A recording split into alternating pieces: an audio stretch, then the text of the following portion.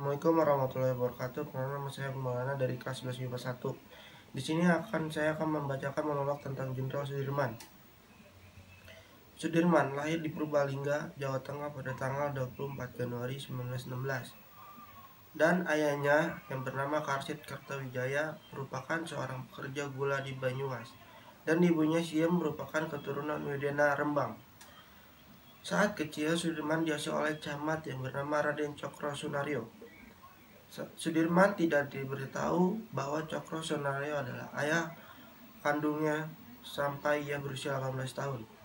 Saat berusia 7 tahun, Sudirman terdaftar di sekolah pribumi Hollandic Islandic School.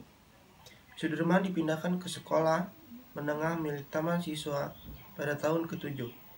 Pada tahun ke-8, Sudirman pindah ke sekolah menengah Wirotomo setelah sekolah taman siswa ditutup oleh Hizbul Wathan.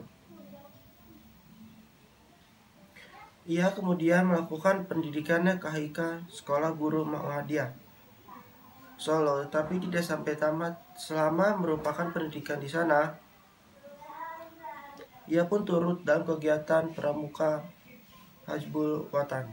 Pada tahun 1936, Sudirman menikahi Aflah, mantan teman sekolahnya dan putri seorang pengusaha batik kaya bernama Raden Sastra Matjoyo.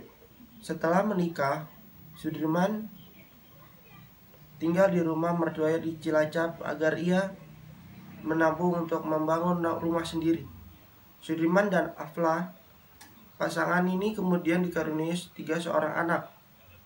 Yang pertama itu Ahmad Tidarwono, yang kedua itu Muhammad Teguh, yang ketiga Bambang Cahyadi dan Taufik Effendi, serta 4 seorang putri, Didi Prastuti, Didi Sujati, Didi Pujati, dan Titi Wahyudi Satyuningrum.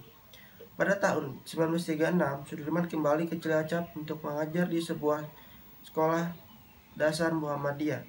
Ia kemudian mengabdi menjadi guru HIS Muhammadiyah Cilacap dan pemandu organisasi pramuka Hizbul Wathan tersebut. Sebagai guru, Sudirman mengajarkan muridnya sebagai moral dan menggunakan contoh dari kehidupan para rasul dan kisah wayang tradisional. Meski bergaji kecil, Sudirman tetap mengajar dengan giat. Dalam beberapa tahun, Sudirman diangkat menjadi kepala sekolah meskipun tidak memiliki ijazah guru. Selama mengajar, Sudirman sangat disegani oleh masyarakat. Pada zaman Jepang, tempatnya 1944, Sudirman bergabung Tentara Pembela Tanah Air (PETA) di Bogor. Sehubungan dengan posisinya di masyarakat, Sudirman dijadikan sebagai komandan Daidanko dan dilatih bersama lain dengan pangkat yang sama. Pasca Indonesia merdeka dari penjajahan Jepang, ia berhasil merebut senjata pasukan Jepang di Banyumas. Kemudian beliau diangkat menjadi komandan batalion di Kroya setelah menyelesaikan pendidikannya. Hingga pada November 1948, paru-paru kanannya dikempeskan lantaran ditenggarai oleh mengalami infeksi. Sudirman terus berjuang melawan TBC dengan melakukan pemeriksaan di Pati Rapih, Yogyakarta. Ia dipindahkan ke sebuah rumah di Magelang pada tahun Desember 1949.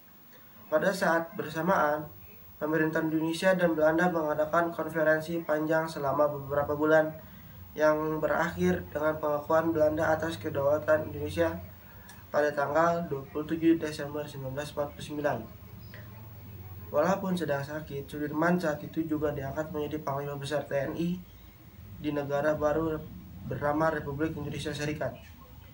Selang sebulan, tepatnya pada tanggal 29 Januari 1950, Jenderal Sudirman wafat di Magelang, Jawa Tengah. Kabar duka ini dilaporkan dalam sebuah siaran khusus di RRI.